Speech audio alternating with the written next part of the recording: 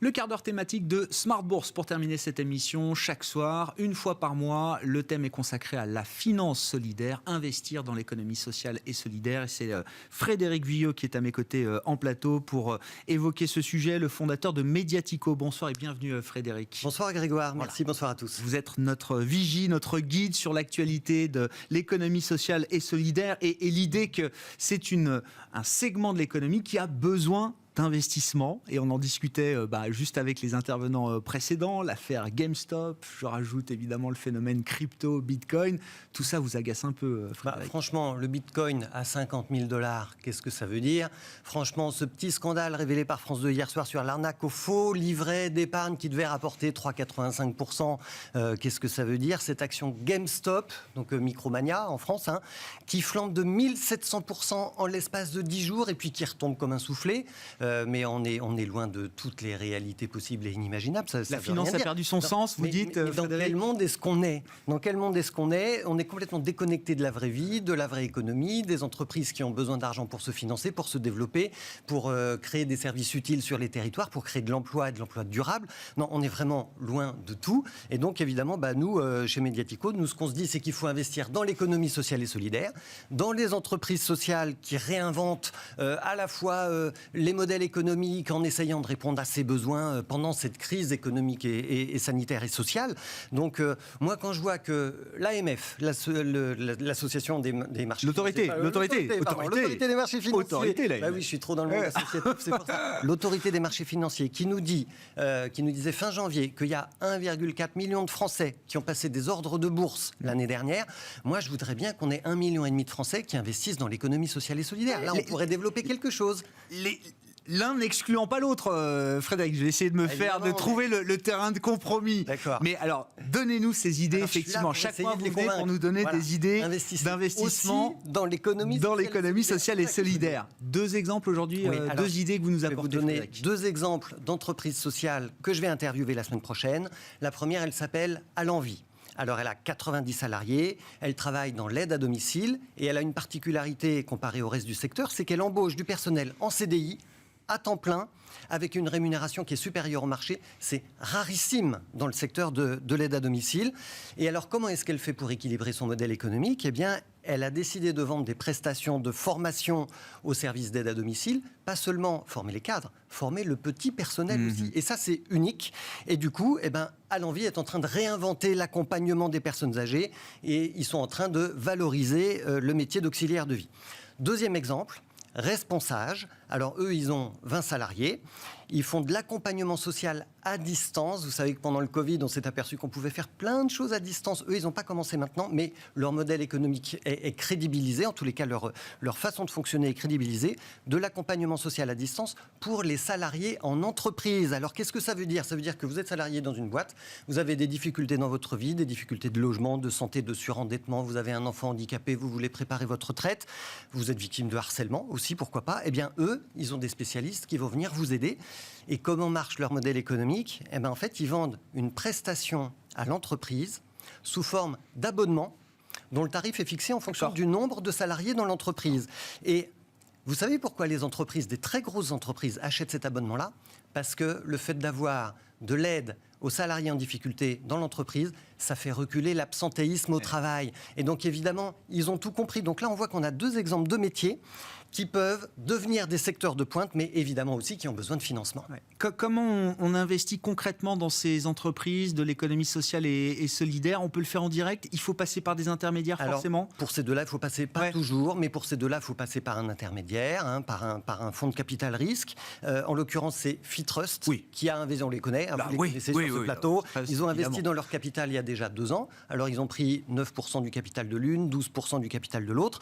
Fitrust, donc, qui a été créé en fait pour valoriser les pratiques ESG, environnement, social, gouvernance, dans les grandes entreprises, mais aussi pour aider les petites entreprises sociales à changer d'échelle. Et là, c'est vraiment de ça dont on est en train de parler.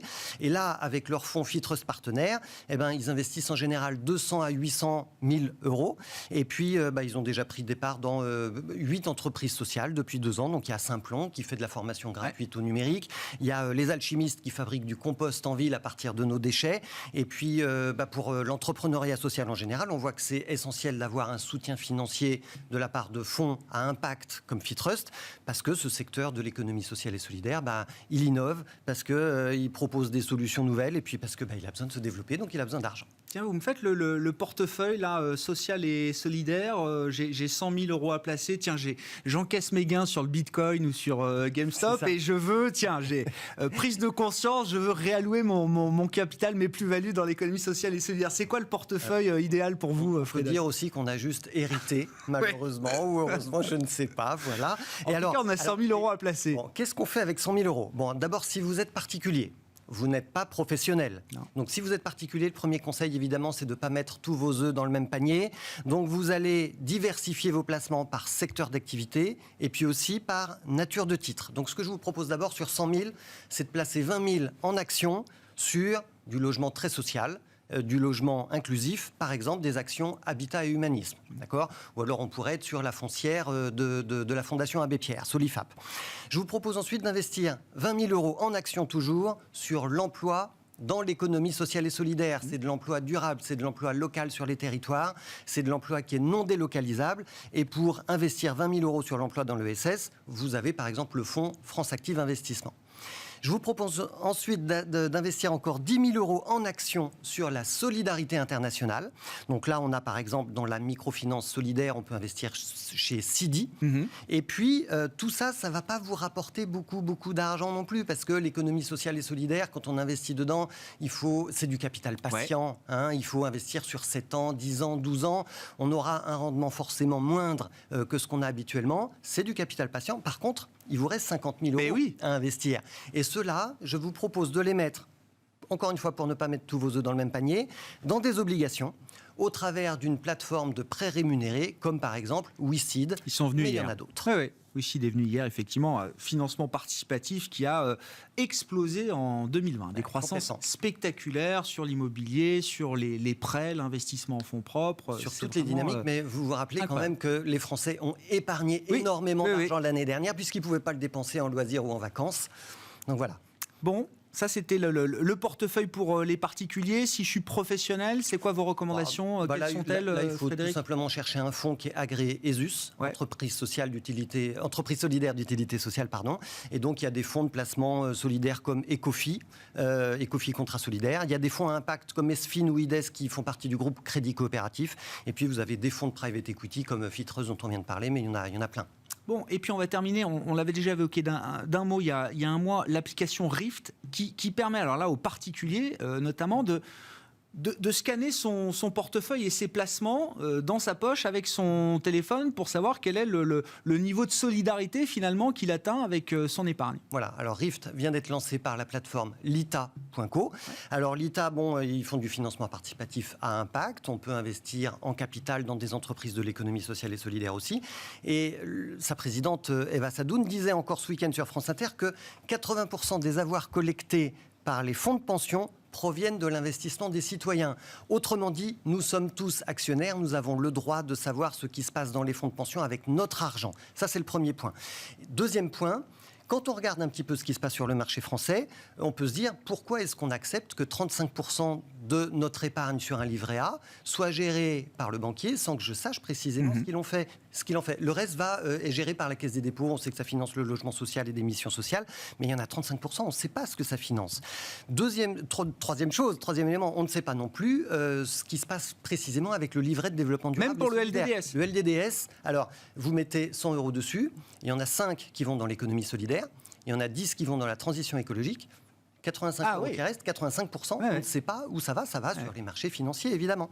Et donc, la question de fond qui se pose dans le système financier, c'est celui de la transparence. Et c'est pour ça que Rift arrive, mis en place par l'État. Rift, ça veut dire la rupture en anglais, et ils veulent vraiment changer ce mécanisme-là. Il nous reste une minute pour nous expliquer comment ça marche, Frédéric. C'est des applications, des systèmes d'applications qu'on connaît déjà. Oui, alors c'est un petit peu le Yuka de la finance. Voilà, d'accord. ce que je voulais donc, vous entendre Rift, dire. En fait, première étape, vous téléchargez l'application, elle est gratuite, vous entrez le nom de votre banque, vous entrez le nom de vos produits d'épargne, et il va scanner votre patrimoine. Il va vous dire d'abord quelle est l'empreinte carbone de votre patrimoine. Généralement, on ne le connaît pas. Donc, téléchargez l'application Rift, vous allez le voir. Et ensuite, vous allez dire quelles sont les valeurs qui comptent pour vous. Est-ce que vous voulez vous engager pour l'emploi durable, pour le climat? Est-ce que vous voulez vous engager pour le logement social? Et il va vous faire des conseils de placement financier. Il manque juste un truc à Rift. Oui, d'appuyer sur le bouton pour pouvoir acheter. Oui, c'est ce que vous nous disiez la dernière fois. Donc, ça marche bien, vous l'avez testé, Frédéric. Oui. Ça se fait en temps réel, c'est rapide. On l'a testé, c'est très rapide. Et c'est une version bêta. Donc il faut la tester et il faut faire un retour à l'ITA pour les aider à progresser sur cette application. Merci beaucoup, Frédéric. Merci, Frédéric Grégoire. Guyot avec nous une fois par mois dans le quart d'heure thématique de Smart Bourse pour parler de la finance solidaire. Investir dans l'économie sociale et solidaire, elle en a besoin. Frédéric Guyot, le cofondateur de Mediatico, avec nous ce soir en plateau.